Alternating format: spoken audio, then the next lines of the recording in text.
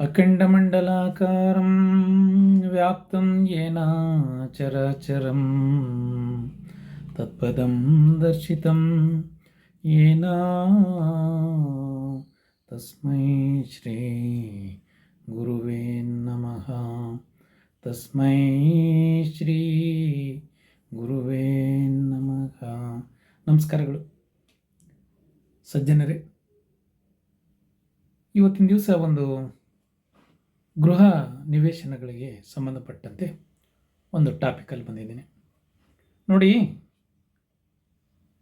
ನಮಗೆಲ್ಲ ಒಂದು ಆಸೆ ಇದ್ದೇ ಇರ್ತದೆ, ಒಂದು ಸುಂದರವಾದ ಮನೆಯನ್ನು ಹೊಂದಬೇಕು ನಮ್ಮ ಜೀವನದಲ್ಲಿ ಅಂತಕ್ಕಂಥದ್ದನ್ನು. ಹಾಗೆಯೇ ಅನೇಕ ಕಷ್ಟಪಟ್ಟು ಸಾಕಷ್ಟು ಹಣವನ್ನು ಸುರಿದು ನಾವು ಒಂದು ನಿವೇಶನವನ್ನು ತೆಗೆದುಕೊಳ್ತೇವೆ. ಆದರೆ ಯಾವ ರೀತಿಯ ನಿವೇಶನವನ್ನು ತೆಗೆದುಕೊಳ್ಬೇಕು ಅಂತಕ್ಕಂಥ ವಿಚಾರದಲ್ಲಿ ಕೆಲವು ಸಾರಿ ನಾವು ಎಡವ್ತೀವೇನೋ, ಅಥವಾ ಸರಿಯಾದ ನಿವೇಶನವನ್ನು ನಾವು ಪಡೆಯೋದರಲ್ಲಿ ಸಕ್ಸಸ್ ಆಗಿರ್ತೀವೇನೋ ಅಂದ್ಕೊಳ್ಳೋಣ. ಆದರೆ ಒಂದು ನಿವೇಶನವನ್ನು ತೆಗೆದುಕೊಳ್ಳಬೇಕಾದ್ರೆ ಸಾಮಾನ್ಯವಾಗಿ ಗಮನದಲ್ಲಿಟ್ಕೊಳ್ಬೇಕಾದಂಥ ವಿಚಾರ ಅಂದರೆ, ನಿವೇಶನ ಸೂಕ್ತವಾದ ದಿಕ್ಕಿಗೆ ಅನುಗುಣವಾಗಿದೆಯೇ ಅಂತಕ್ಕಂಥ ವಿಚಾರವನ್ನು ಬಹಳ ಗಮನಿಸಬೇಕಾಗ್ತದೆ. ಅಥವಾ ದಿಗ್ಮೂಢ ನಿವೇಶನವೇ, ಅಂದರೆ ದಿಕ್ಕಿಗನುಸಾರವಾಗಿ ಉತ್ತರ, ದಕ್ಷಿಣ, ಪೂರ್ವ, ಪಶ್ಚಿಮ ದಿಕ್ಕಿಗನುಸಾರವಾಗಿ ನಿವೇಶನ ಇದೆಯೇ, ಅದು ಬಹಳ ನಮಗೆ ಸೂಕ್ತವಾದ ಉತ್ತಮ ಪರಿಣಾಮಗಳನ್ನು ನೀಡ್ತದೆ. ದಿಗ್ಮೂಢ ನಿವೇಶನವೇನಾದರೂ ಆದರೆ, ದಿಗ್ಮೂಢ ನಿವೇಶನ ಅಂದರೆ ಟಿಲ್ಟ್, ಬೇರೆ ದಿಕ್ಕಿನ ಕಡೆಗೆ ತಿರುಗಿದಂಥ ನಿವೇಶನಗಳನ್ನು ಅಪಾರವಾದ ಹಣವನ್ನು ಖರ್ಚು ಮಾಡಿ ನಾವಲ್ಲಿ ನಿವೇಶನ ಕೊಂಡಿದ್ದೇ ಆದರೆ ಅಲ್ಲಿ ಗೃಹವನ್ನು ದಿಕ್ಕಿಗನುಸಾರವಾಗಿ ನಿರ್ಮಾಣ ಮಾಡಲು ಬಹಳ ಕಷ್ಟ ಆಗ್ತದೆ. ಆಗ ದಿಕ್ಕಿನ ಕಾರಕತ್ವಗಳು ಉಂಟಾಗಿ ಅಲ್ಲಿ ವ್ಯತಿರಿಕ್ತವಾದ ಪರಿಣಾಮಗಳು ಸಹಜವಾಗಿ ಆಗ್ತವೆ ಅಂತಕ್ಕಂಥ ವಿಚಾರವನ್ನು ಶಾಸ್ತ್ರ ಹೇಳುತ್ತದೆ. ಆದ್ದರಿಂದ ನಾವು ಎಚ್ಚರಿಕೆಯನ್ನು ವಹಿಸ್ಕೋಬೇಕಾಗ್ತದೆ. ನಿವೇಶನವನ್ನು ತೆಗೆದುಕೊಳ್ಳಬೇಕಾದ್ರೆ ಎಚ್ಚರಿಕೆ ವಹಿಸ್ಕೋಬೇಕು.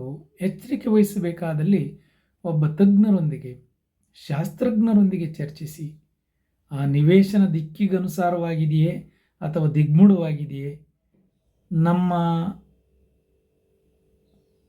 ಖರೀದಿಗೆ ಸೂಕ್ತವಾಗಿದೆಯೇ, ಉತ್ತಮ ಫಲಿತಾಂಶಗಳು ನಮಗೆ ಇಲ್ಲಿ ದೊರಕ್ತವೆ ಅಂತಕ್ಕಂಥ ವಿಚಾರವನ್ನು ಮನಗಂಡೋದ್ರ ಮೂಲಕ ನಿವೇಶನಗಳನ್ನು ಖರೀದಿ ಮಾಡೋದರಿಂದ ನಮ್ಮ ಜೀವನ ಭವಿಷ್ಯ ಉಜ್ವಲವಾಗ್ತದೆ. ಆದ್ದರಿಂದ ಮೊದಲನೆಯದಾಗಿ ನಿವೇಶನದ ಆಯ್ಕೆಯಲ್ಲಿ ದಿಕ್ಕಿಗನುಸಾರವಾಗಿ ನಿವೇಶನ ಇದೆಯಾ, ದಿಗ್ಮೂಢ ಇದೆಯಾ. ಒಂದು ವೇಳೆ ನಾವೀಗಾಗಲೇ ದಿಗ್ಮೂಢ ನಿವೇಶನವನ್ನು ಖರೀದಿ ಮಾಡಿದರೆ ಅಲ್ಲಿ ಕಟ್ಟಡವನ್ನು ಯಾವ ರೀತಿಯಾಗಿ ದಿಕ್ಕಿಗನುಸಾರವಾಗಿ ನಿರ್ಮಾಣ ಮಾಡಬೇಕು, ಶುಭ ಫಲಿತವನ್ನು ನಾವು ಹೇಗೆ ಪಡಿಬೇಕು ಅಂತಕ್ಕಂಥ ವಿಚಾರವನ್ನು ಸಹ ಮನಗಾಣಬೇಕಾಗ್ತದೆ. ಅದನ್ನು ಮನಗಾಳಬೇಕು. ಅದನ್ನು ಮನಗೊಂಡು ನಾವು ಸೂಕ್ತವಾದ ಆ ನಿವೇಶನಕ್ಕೆ ಆಯವನ್ನು ನೋಡಿಕೊಂಡು ಅಲ್ಲಿ ಗೃಹ ನಕ್ಷೆಯನ್ನು ತಯಾರು ಮಾಡಿ ಆ ನಕ್ಷೆಯಲ್ಲಿ ಯಾವುದೇ ಕಾರಕತ್ವಗಳು ಉಂಟಾಗದೇ ರೀತಿ ನೋಡಿಕೊಂಡು ನಕ್ಷೆಯನ್ನು ರಚನೆ ಮಾಡಿಕೊಳ್ಳೋದ್ರ ಮೂಲಕ ನಿವೇಶನದಲ್ಲಿ ಒಂದು ಉತ್ತಮವಾದ ಗೃಹವನ್ನು ನಿರ್ಮಿಸಿಕೊಂಡಲ್ಲಿ ನಮ್ಮೆಲ್ಲರ ಜೀವನ ಉತ್ತಮವಾಗ್ತದೆ. ಯಾಕೆಂದರೆ ಅಪಾರ ಹಣವನ್ನು ವ್ಯಯ ಮಾಡಿ ಇವತ್ತಿನ ಕಾಲದಲ್ಲಿ ನಾವು ನಿವೇಶನಗಳನ್ನು ತೆಗೆದುಕೊಳ್ತೇವೆ. ನಿವೇಶನವನ್ನು ತೆಗೆದುಕೊಂಡಾಗ ನಾವು ಸರಿಯಾದ ಕ್ರಮವನ್ನು ಅನುಸರಿಸಿದರೆ ನಮ್ಮ ಜೀವನ ಸುಖಮಯ ಅಂತಕ್ಕಂಥ ವಿಚಾರವನ್ನು ಹೇಳ್ತಾ, ಮೊದಲನೇದಾಗಿ ನಿವೇಶನ ಪರಿಶೀಲನೆ, ನಿವೇಶನದಲ್ಲಿ ಯಾವ ಉತ್ತಮ ಆಯವನ್ನು ಕೊಂಡಿಸ್ಬೋದು,